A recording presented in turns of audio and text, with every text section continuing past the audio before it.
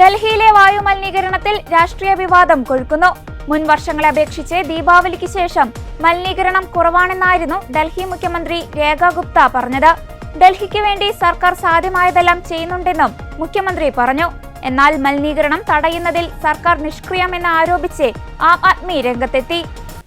Aam Aadmi party ഭരിക്കുന്ന പഞ്ചാബിൽ വായു ഗുണനിലവാര സൂചിക 1000-ന് മുകളിലെന്ന് പറഞ്ഞുകൊണ്ടാണ് ഡൽഹി മന്ത്രി മജിന്ദർ സിർസ രംഗത്ത് വന്നത്. ഡൽഹിയിൽ ഭൂരിഭാഗം ഇടങ്ങളിലും ഇന്നലെയും വായു ഗുണനിലവാര സൂചിക 300-ന് മുകളിലായിരുന്നു. വായു മലിനീകരണം തടയുവാൻ കൃത്രിമ മഴ പെയ്യ്ക്കുവാൻ കേന്ദ്ര കാലാവസ്ഥാ വകുപ്പ് അനുമതി നൽകിയേക്കും. അനുമതി ലഭിച്ച ഉടൻ മഴയുടെ ട്രയൽ നടത്തുവാനാണ് നീക്കം. പദ്ധതിക്കായി 3.5 കോടി രൂപ ഡൽഹി സർക്കാർ നേരത്തെ അനുവദിച്ചിരുന്നു. അന്തരീക്ഷ മലിനീകരണം കുറയ്ക്കുവാൻ ദീപാവലി ആഘോഷങ്ങൾക്ക് ഹരിത പടക്കങ്ങളുടെ വിൽപ്പനയ്ക്ക് സുപ്രീം കോടതി ഇത്തവണ അനുമതി നൽകിയിരുന്നു. എന്നാൽ മറ്റു പടക്കങ്ങളും വ്യാപകമായി വിൽക്കപ്പെട്ടു.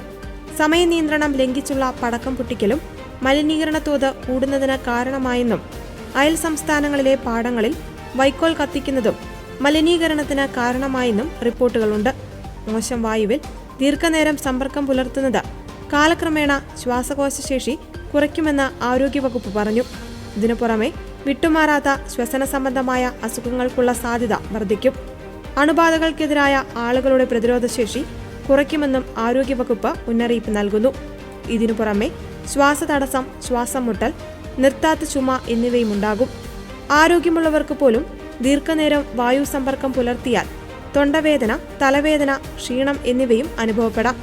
അതുകൊണ്ട് തന്നെ പുറത്തേക്ക് പോകുമ്പോൾ N95 അല്ലെങ്കിൽ N99 മാസ്ക് ധരിക്കുവാൻ ശ്രദ്ധിക്കണമെന്നും ആരോഗ്യവകുപ്പ് നിർദ്ദേശം നൽകി. രോഗികൾ വീട്ടിൽ കഴിയണമെന്നും ആരോഗ്യവകുപ്പ് നിർദ്ദേശിച്ചു.